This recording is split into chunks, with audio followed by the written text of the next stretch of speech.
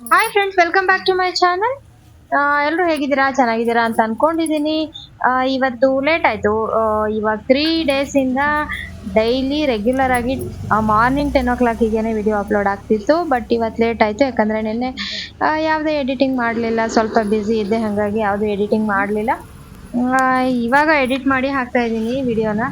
Regular ಆಗಿ ಹಾಕಬೇಕು ಅನ್ನೋ ಒಂದೇ ಉದ್ದೇಶದಲ್ಲಿ ಹಾಕ್ತಾ ಇದ್ದೀನಿ.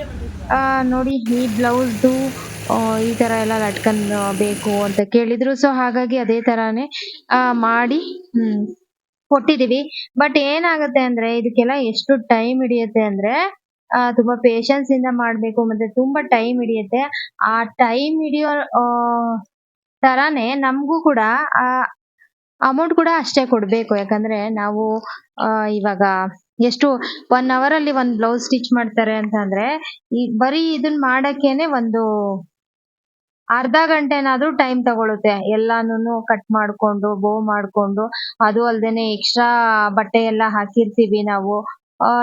ಅವ್ರು ಕೊಟ್ಟಿರೋ ಬ್ಲೌಸ್ ಪೀಸಲ್ಲಿ ಏನು ಸಾಕಾಗಲ್ಲ. ಇವಾಗಂತೂ ಬರ್ತಾ ಇರೋ ಬ್ಲೌಸ್ ಪೀಸ್‌ಗಳಂತೂ ಫುಲ್ ಸ್ಲೀವ್ ಕೊಟ್ಬಿಟ್ಟಿರ್ತಾರೆ ಸ್ಟಿಚ್ ಮಾಡಕ್ಕೆ. ಬಟ್ ಅದು ಬಟ್ಟೆನೇ ಸಾಕಾಗಲ್ಲ. ಅದು ಇದು ಸ್ಲೀವ್ಸ್‌ಗೆಲ್ಲ ಪ್ಯಾಚ್ ಕೊಟ್ಟು ಮಾಡಿರ್ತೀವಿ. ಅಂಥದ್ರಲ್ಲಿ ನಮ್ಗೆ ಈ ತರ ಎಲ್ಲ ಡಿಸೈನ್ ಕೊಟ್ಟಾಗ ತುಂಬಾ ಟೈಮ್ ಹಿಡಿಯುತ್ತೆ. ನಾವು ಎಕ್ಸ್ಟ್ರಾ ಬಟ್ಟೆನೆಲ್ಲ ಹಾಕಿರ್ತೀವಿ. ಆಕ್ಚುಲಿ ನಾವು ಇದಕ್ಕೆ ನೆಟ್ಟೆಡ್ ಕ್ಲಾತ್ ಎಲ್ಲ ಯೂಸ್ ಮಾಡಿದ್ವಿ. ಅದೆಲ್ಲ ನಮ್ದೇ ಎಕ್ಸ್ಟ್ರಾ ಬಟ್ಟೆನೆ ಹಾಕಿ ಮಾಡಿದ್ವಿ.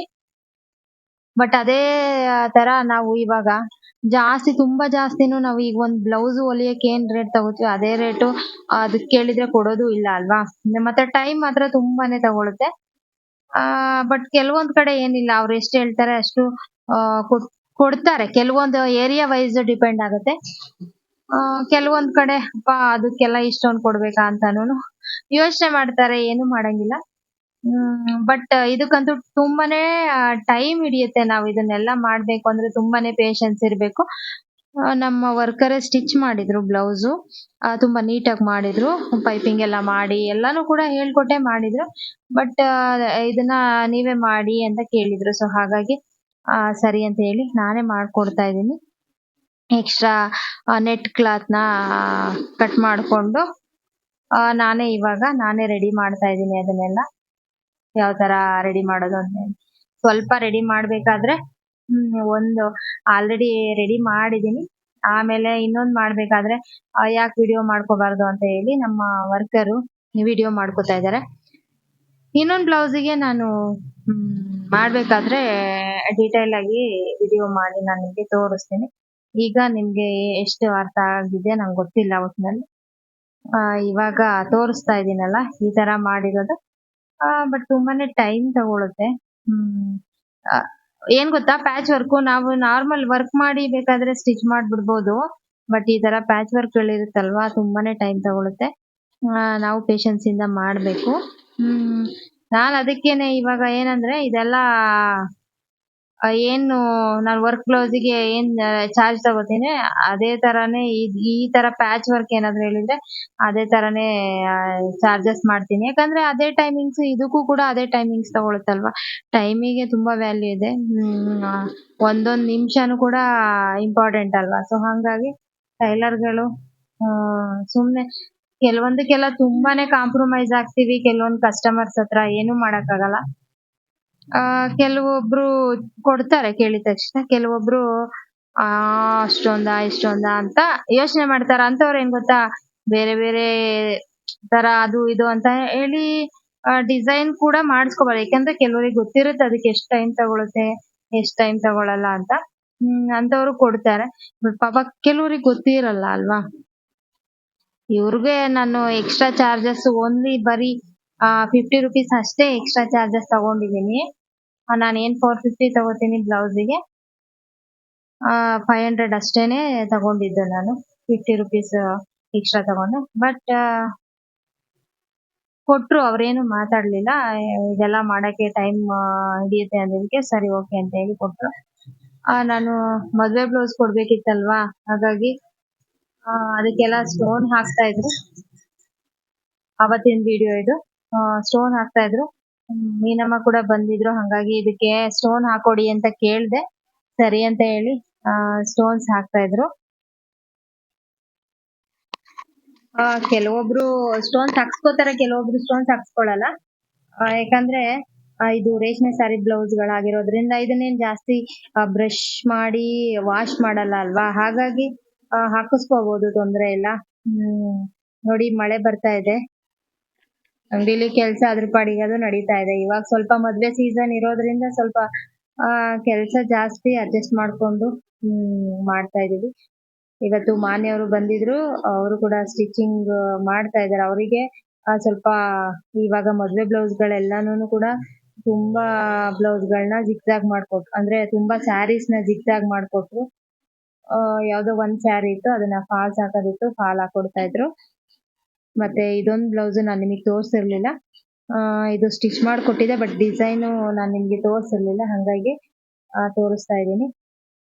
ಮತ್ತೆ ಇನ್ನೊಬ್ರು ನನ್ಗೆ HALಂದ ಒಬ್ರು ಬಟ್ಟೆಗಳನ್ನ ತಂದು ಕೊಟ್ಟಿದ್ರು ಸ್ಟಿಚ್ ಮಾಡಕ್ಕೆ ಅಂತ ಹೇಳಿದ್ನಲ್ವಾ, ಅವ್ರದ್ದು ಬಟ್ಟೆಗಳನ್ನ ನಿನ್ನೆ ಕೊಟ್ ಕಳ್ಸಕ್ ಹೇಳಿದ್ರು, ಹಾಗಾಗಿ ಪ್ಯಾಕ್ ಮಾಡ್ತಾ ಇದೀನಿ. ನಿಮ್ಗೆ ಈ ಬ್ಲೌಸ್ಗಳ್ದೆಲ್ಲಾನು ತೋರ್ಸಕ್ ಆಗಿಲ್ಲ, ವರ್ಕ್ ಹಂಗೆ ಪ್ಯಾಕ್ ಮಾಡ್ತಾ ಇದೀನಿ.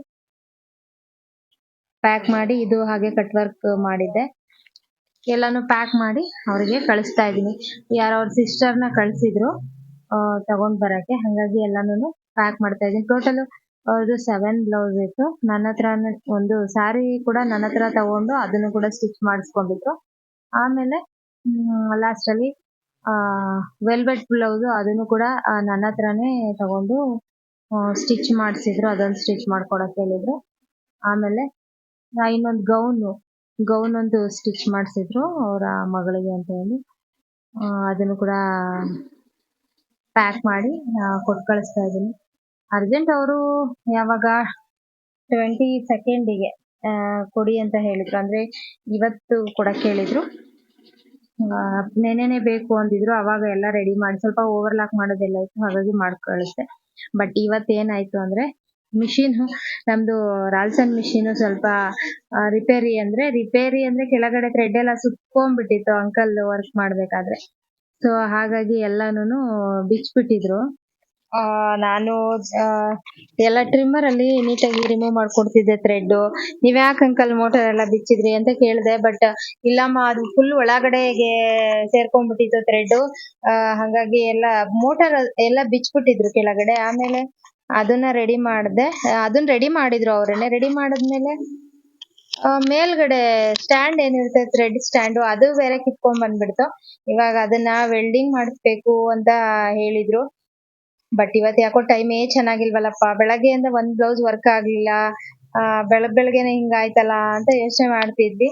ಆಮೇಲೆ ನೋಡೋಣ ಹೋಗಿ ನೋಡ್ಕೊ ಬರ್ತೀನಿ, ಯಾರ ಹತ್ರನಾದ್ರೂ ವೆಲ್ಡಿಂಗ್ ಮಾಡಿಸ್ಕೊಂಡ್ ಬರ್ತೀನಿ ಅಂದ್ರು.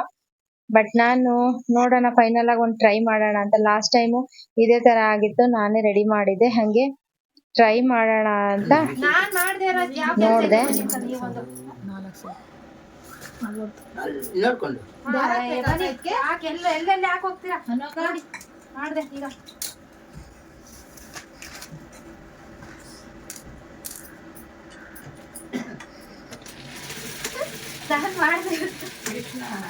ಏನಿಲ್ಲ ನೋಡು ಕೈಗಳಿಗೆ ಸೋಪು ಸರ್ಪು ಏನಿಲ್ಲ ಇದು.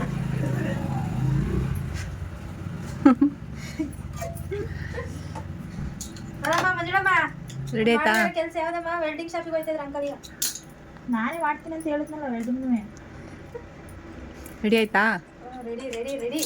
ಅಂಕಲ್ಗೆ ಮೋಟ್ರು ತೆಗ್ದು ಏನ್ ಮಾಡ್ತಾರ ಗೊತ್ತಿಲ್ಲ. ಇದಕ್ಕೆ ದಾರ ಯಾವ್ದು ಹಾಕ್ಬೇಕು? ಗೋಲ್ಡಾ? ಗೋಲ್ಡೆ ಹಾಕಿ. ಎಲ್ಲದ ಗೋಲ್ಡು? ಗೋಲ್ಡ್ ಇಲ್ಲ ಅಂದ್ರೆ ಕಾಪರ್ ಹಾಕಮ್ಮ. ಕಾಪರ್ ಇದೆಯಲ್ಲ. ಅಲ್ಲ ಹೊಸದು ಕೊಟ್ಬಿಟ್ಟು ಇದು ಹೆಂಗ್ ಹಾಕೋದು ಏನು ಅಂತ ವೆಲ್ಡಿಂಗ್ ಶಾಪಿಗೆ ಹೋಗೋದನ್ನ ತಪ್ಸಿದ್ ನೀನೇನು ಹೋಗರು.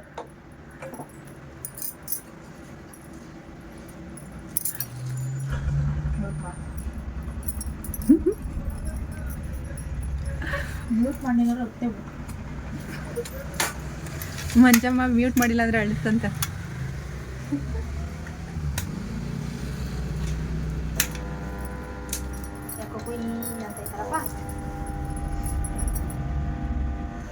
ಕೈ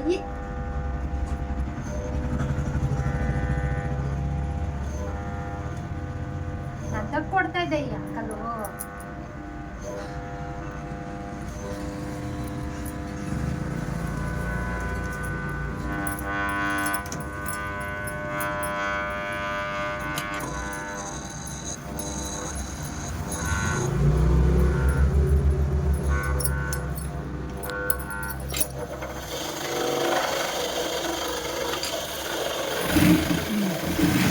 ರೆಡಿ ಮಿಷನ್ ರೆಡಿ. ಆಮೇಲೆ ಮೆಕ್ಯಾನಿಕೇ ಬೇಡ.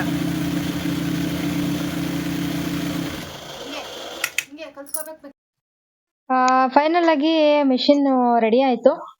ಬಟ್ ಅಂಕಲ್ ಬಂದ್ಮೇಲೆ ಮತ್ತೆ ಟ್ರೈ ಮಾಡಕ್ ಹೋಗ್ತಾರೆ. ಬಟ್ ಮೋಟರ್ ಆನೇ ಆಗ್ತಿಲ್ಲ, ಅದು ಸೌಂಡೇ ಬರ್ತಿಲ್ಲ, ಈ ತರ ಆಯ್ತು. ಆಮೇಲೆ ಏನ್ ಮಾಡೋದಮ್ಮ, ಇವತ್ ಕೆಲ್ಸ ಆಗ್ಲಿಲ್ಲ, ಹೋಗ್ಬೇಕು ಅಂತ ಇದ್ರು. ಅಂಕಲ್ ವೆಯ್ಟ್ ಮಾಡಿ 5 ಮಿನಿಟ್ಸ್, ನಾನ್ ಚೆಕ್ ಮಾಡಿದೀನಿ, ಏನಾಗಿಲ್ಲ, ಅದು ಮಿಷಿನ್ ರನ್ ಆಯ್ತು, ನಾನೇ ಚೆಕ್ ಮಾಡಿದೀನಿ. ವೆಯ್ಟ್ ಮಾಡಿ, ಏನಿಲ್ಲ, ಸರಿ ಹೋಗುತ್ತೆ ಅಂತ ಹೇಳ್ತಾ ಇದ್ದೆ. ಆಮೇಲೆ ಅದು ಒಂದ್ 5 ಮಿನಿಟ್ಸ್ ಆದ್ಮೇಲೆ ಮತ್ತೆ ಆನ್ ಮಾಡಿದಾಗ ಸರಿ ಆನ್ ಆಯ್ತು. ಆಮೇಲೆ ಆನ್ ಆದ್ಮೇಲೆ ಪಾಪ ಇವತ್ತು 2 ಬ್ಲೌಸ್ ಮಾತ್ರನೇ ವರ್ಕ್ ಮಾಡಿ ಹೋಗಿದ್ದಾರೆ. ನಾಳೆ ಮತ್ತೆ ಬರ್ತಾರೆ, ನಾಳೆನೂ ಇದೆ ಕೆಲ್ಸ, ಮತ್ತೆ ಬರ್ತಾರೆ. ನಾನು ನಾಡಿದ್ದು ಊರಿಗೆ ಹೋಗ್ಬಿಟ್ಟು ಬರ್ಬೇಕು. ಆಕ್ಚುಲಿ ನಾಳೆನೆ ಹೋಗ್ಬೇಕಿತ್ತು. ಹಸ್ಬೆಂಡ್ ನಾಳೆನೆ ಹೋಗ್ತಾರೆ. ಊರಲ್ಲಿ ಜೋಳ ಮುರಿಯೋದಿದೆ, ಹಂಗಾಗಿ ಅವ್ರು ನಾಳೆನೆ ಹೋಗ್ತಾರೆ. ಬಟ್ ನಾನು ಇಷ್ಟೆಲ್ಲ ಕಮಿಟ್ಮೆಂಟ್ಗಳು ಇಟ್ಕೊಂಡು ಹೋಗಕ್ ಆಗಲ್ಲ. ನಾನು ನಾಡಿದ್ದು ಹೋಗ್ತೀನಿ, ನಾಡಿದ್ದು ಬೆಳಗ್ಗೆ ಹೋಗ್ತೀನಿ. ಏನಕ್ಕೆ ಅಂದ್ರೆ ನಮ್ದು ದೊಡ್ಡಪ್ಪನ ಮನೆಯದು ಗೃಹ ಪ್ರವೇಶ ಇದೆ, ಹಾಗಾಗಿ ಹೋಗ್ಬಿಟ್ಟು ಬರ್ಬೇಕು. ಮತ್ತೆ ಸಂಡೇನೆ ಹೋಗಿ ಮತ್ತೆ ಸಂಡೇನೆ ರಿಟರ್ನ್ ಬರ್ಬೇಕು. ಹಾಗಾಗಿ ಸಂಡೇ ಊರಿಗೆ ಹೋಗಿ ಬರ್ಬೇಕು. ಸಂಡೇ ಒಂದಿನ ಹಾಲಿಡೇ. ಇನ್ನ ಬಂದು ಆಮೇಲೆ ಮಿಕ್ಕಿದ್ದು ಬ್ಲೌಸ್ಗಳನ್ನೆಲ್ಲಾನು ಸ್ಟಿಚ್ ಮಾಡಿ ಕೊಡ್ಬೇಕು. ಅರ್ಜೆಂಟ್ ಎಮರ್ಜೆನ್ಸಿದು ಕೊಡ್ತಾ ಇದ್ದೀನಿ, ಟೈಮ್ ವೇಸ್ಟ್ ಮಾಡ್ತಿಲ್ಲ. ನಮ್ಮ ವರ್ಕರ್ಸು ಅಷ್ಟೇ ಫಾಸ್ಟಾಗಿ ಕೆಲಸ ಮಾಡ್ತಿದ್ದಾರೆ. ಇವಾಗ ಒಂದು ಗೌನು ಸ್ಟಿಚ್ ಮಾಡಬೇಕಿತ್ತು, ಅದನ್ನ ಕಟಿಂಗ್ ಮಾಡ್ಕೊಡ್ತಾ ಇದ್ದೆ. ಕಟಿಂಗ್ ಮಾಡಿಕೊಟ್ಟೆ. ಇವತ್ತು ಬೇಗ ಹೋಗಿದ್ದಾರೆ, ಯಾಕಂದ್ರೆ ಒಬ್ರು ಡಿಮಾರ್ಟ್ಗೆ ಹೋಗ್ಬೇಕಿತ್ತು, ಇನ್ನೊಬ್ರು ಹುಷಾರಿಲ್ಲ. ಮಂಜುಳಮ್ಮಂಗೆ ಹುಷಾರಿಲ್ಲ, ಪಾಪ ಹುಷಾರಿಲ್ಲದೆ ಇದ್ರು ಒಂದು 3 ಬ್ಲೌಸ್ ಸ್ಟಿಚ್ ಮಾಡಿ, ಒಂದು ಲೆಹೆಂಗಾ ಅದು ಸ್ಕರ್ಟ್ ಸ್ಟಿಚ್ ಮಾಡಿ ಹೋಗಿದ್ದಾರೆ. ಹಂಗಾಗಿ ಇವತ್ತೆಲ್ಲರೂ ಬೇಗ ಹೋದ್ರು. ನಾನೊಬ್ಳೇ ಇರೋದು ಇವಾಗ. ಈಗ ಬ್ಲೌಸ್ಗಳು ಕಟ್ ಮಾಡ್ತಾ ಇದ್ದೀನಿ, ಅಂದ್ರೆ ವರ್ಕ್ ಹಾಕಿದ್ದೀನಿ ಒಂದು, ಅದಿನ್ನೂ ಕಂಪ್ಲೀಟ್ ಆಗಿಲ್ಲ. ಬ್ಲೌಸಸ್ ಕಟ್ ಮಾಡಬೇಕು, ತುಂಬಾ ಬ್ಲೌಸಸ್. ನಾಳೆ ಟೆನಿಕಾಸ್ಟ್ ಸ್ಟಿಚ್ ಮಾಡಿಸ್ಬೇಕು, ಯಾಕಂದ್ರೆ ನಾನು ನಾಡಿದ್ದಿರಲ್ಲ. ಸೊ ಹಂಗಾಗಿ ಇವಾಗ ಕುಚ್ಚು ಹಾಕೋರು ಬಂದಿದ್ರು, ಅವರಿಗೆ ಕುಚ್ಚು ಹಾಕ ಇನ್ನೊಂದು ಮದ್ವೆದ ಬಟ್ಟೆಗಳಿದೆ, ಅವ್ರ ಮದ್ವೆ ಬಟ್ಟೆಗಳನ್ನ ಕುಚ್ಚು ಹಾಕಕ್ ಕೊಡ್ಬೇಕಿತ್ತು. ಹಂಗಾಗಿ ಎಲ್ಲಾನು ಕುಚ್ಚು ಹಾಕಕ್ಕೆ ಕೊಟ್ಟು ಕಳ್ಸೋಣ ಅಂತ ಹೇಳಿ ಎಲ್ಲಾನು ಕೊಟ್ಟು ಕಳಿಸ್ತಾ ಇದ್ದೀನಿ ಅವರಿಗೆ. ಇನ್ನೊಂದೆರಡು ಸ್ಯಾರೀಸ್ ಇತ್ತು, ಅದನ್ನ ಜಿಗ್ಜಾಗ್ ಮಾಡಿರ್ಲಿಲ್ಲ. ಅದನ್ನ ಆಮೇಲೆ ಕೊಟ್ಟು ಕಳಿಸ್ತೀನಿ ಸಂಜೆ ಮೇಲೆ ಅಂತ ಹೇಳಿ ಇವಾಗ ಅಷ್ಟು ಕೊಟ್ಟು ಕಳ್ಸಿದೀನಿ. ಸ್ಯಾರೀಸ್ ಕುಚ್ಚು ಹಾಕಕ್ ಕೊಟ್ಟು ಕಳ್ಸಿದೀನಿ. ಹಂಗೇನೆ ಅವ್ರದ್ದು ಇವಾಗೇನ್ ಬಂದಿದ್ದಾರೆ, ಮಮತಾ ಅಂತ ಕುಚ್ಚು ಹಾಕೋರು, ಅವ್ರದ್ದು ಮನೆದು ಗೃಹ ಪ್ರವೇಶ ಆಗಿತ್ತು. ಬಟ್ ಸತ್ಯನಾರಾಯಣ ಪೂಜೆ ಇಟ್ಕೊಂಡಿದ್ದಾರೆ. ಅವ್ರದ್ದು ಬ್ಲೌಸಸ್ ಇತ್ತು, ಅವ್ರದ್ದು ರೆಡಿ ಆಗಿತ್ತು. 3 ಬ್ಲೌಸಸ್ ರೆಡಿ ಆಗಿತ್ತು, ಅದನ್ನೇ ತೋರಿಸ್ತಾ ಇದ್ದೆ ಅವರಿಗೆ, ಯಾವ ತರ ಡಿಸೈನ್ ಮಾಡಿದೀನಿ ಅಂತ ತೋರಿಸ್ತಾ ಇದ್ದೆ. ಇನ್ನ ಅವ್ರ ಮಗಳದೊಂದು ಲೆಹೆಂಗಾ ಇತ್ತು, ಇವ್ರದ್ದು ಇನ್ನೊಂದು ಬ್ಲೌಸ್ ಇತ್ತು. ಇನ್ನೊಂದು ಅವರ ಸಿಸ್ಟರ್ದೊಂದು ವೈಟ್ ಕಲರ್ ಬ್ಲೌಸ್ ಮೇಲೆ ವರ್ಕ್ ಮಾಡಕ್ ಹೇಳಿದ್ರು, ಅದೊಂದು ವರ್ಕ್ ಮಾಡ್ತಾ ಇದ್ದೀನಿ. ಇನ್ನ ಅದೊಂದೆರಡು ಬ್ಲೌಸ್ಗಳು ಮುಗಿದ್ರೆ ಈಗ ಇವ್ರದ್ದು ಕೂಡ ಎಲ್ಲ ಬ್ಲೌಸಸ್ ಮುಗಿಯುತ್ತೆ.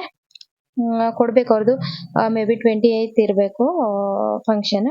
ಅಷ್ಟರಲ್ಲಿ ಅವ್ರದ್ದು ಕೂಡ ಎಲ್ಲ ರೆಡಿ ಮಾಡಿ ಕೊಡ್ಬೇಕು. ಸರಿ, ಓಕೆ ಅಂತ ಹೇಳಿ ಅವ್ರು ತಗೊಂಡೋದ್ರು. ನೆಕ್ಸ್ಟ್ ಇನ್ನೊಂದು ಮದುವೆ ಬ್ಲೌಸ್ಗಳು ಇವಾಗ ಕುಚ್ಚಕ್ಕ ಕೊಟ್ಟು ಕಳ್ಸಿದ್ನಲ್ಲ, ಅವ್ರದ್ದು ಮದುವೆ ಬ್ಲೌಸ್ಗಳನ್ನ ನಾನು ಸ್ಟಿಚ್ ಮಾಡ್ತಾ ಇದ್ದೀನಿ, ವರ್ಕ್ ಮಾಡಿಸಿದ್ದೀನಿ, ಸ್ಟಿಚ್ ಮಾಡ್ತಾ ಇದ್ದೀನಿ. ಸಿಂಪಲ್ ವರ್ಕ್ ಹೇಳಿದ್ರು, ಒಂದಕ್ಕೆ ಮಾತ್ರ ಗ್ರ್ಯಾಂಡ್ ವರ್ಕು. ಅವ್ರದ್ದೆಲ್ಲ ಈಗ ಕಟಿಂಗ್ ಮಾಡಿ ಸ್ಟಿಚಿಂಗ್ ಮಾಡಿಸ್ತಾ ಇದ್ದೀನಿ. ಈ ವಿಡಿಯೋ ಯಾರಿಗೆಲ್ಲ ಇಷ್ಟ ಆಯ್ತು, ವಿಡಿಯೋ ಇಷ್ಟ ಆದರೆ ವಿಡಿಯೋ ಒಂದು ಲೈಕ್ ಮಾಡೋದನ್ನ ಮರಿಬೇಡಿ. ಆದಷ್ಟು ನಿಮ್ಮ ಅಭಿಪ್ರಾಯನ ಕಮೆಂಟ್ ಮಾಡಿ ತಿಳಿಸಿ. ಹಾಗೆಯೇ ನನ್ನ ವಿಡಿಯೋಸ್ನ ಶೇರ್ ಮಾಡಿ. ಓಕೆನಾ? Thank you.